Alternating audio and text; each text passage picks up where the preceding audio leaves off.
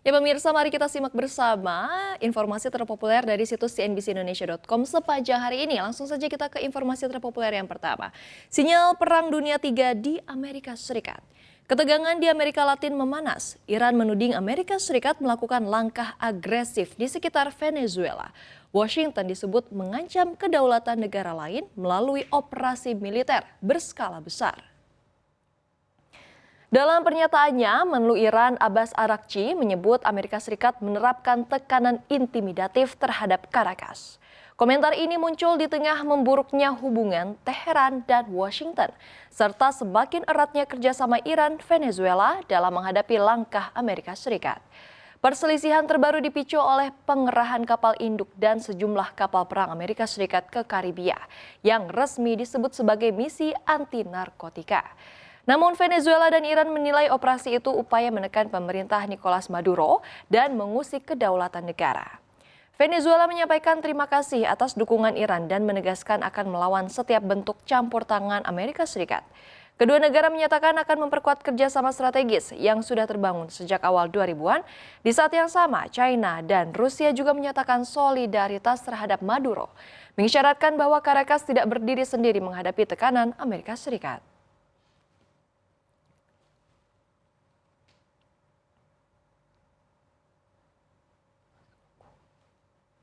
Langsung saja kita ke informasi terpopuler yang kedua, pemirsa, yakni muncul peringatan darurat di Amerika Serikat. Sistem peringatan darurat Amerika Serikat mendadak mengeluarkan sinyal perhatian, namun bukan karena bencana. Otoritas mengungkapkan suara darurat itu muncul akibat serangan cyber terhadap peralatan radio. Komunikasi Federal atau FCC menyatakan para peretas telah mengambil alih alat transmisi radio di sejumlah negara bagian. Akibatnya publik mendengar sinyal peringatan darurat palsu, diiringi audio bermuatan cabul dan konten yang tidak pantas. FCC menjelaskan para pelaku diduga membobol perangkat keamanan milik perusahaan audio asal Swiss, Barrix, dan mengubah konfigurasinya untuk menyiarkan audio buatan peretas. Beberapa stasiun di Texas dan Virginia dilaporkan terdampak menyiapkan materi yang mengandung kata-kata menyinggung dan bernuansa prasangka.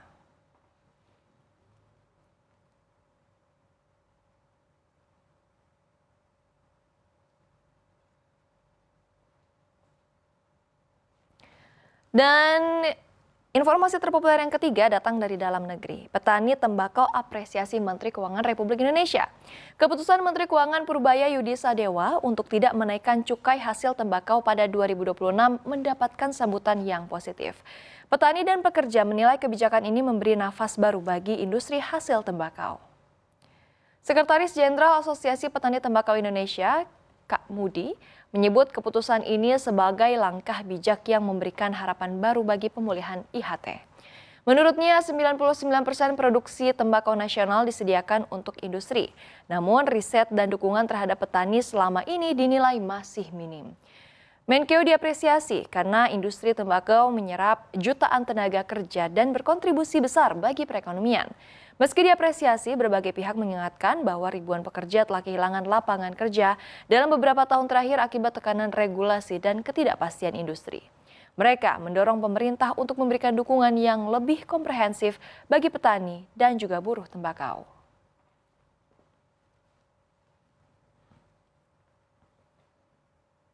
Dan informasi terpopuler yang terakhir masih datang dari dalam negeri. Pemerintah perketat thrifting. Pemerintah menegaskan tidak ada ruang kompromi untuk praktik thrifting atau penjualan pakaian bekas impor ilegal. Menteri Perdagangan dan Menteri Keuangan menyampaikan sikap tegas di tengah desakan pedagang untuk melegalkan usaha tersebut.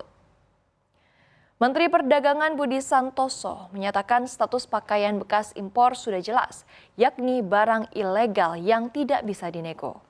Menurutnya, masuknya Balpres selama ini telah menekan industri tekstil nasional yang sedang berupaya pulih di tengah permintaan yang fluktuatif.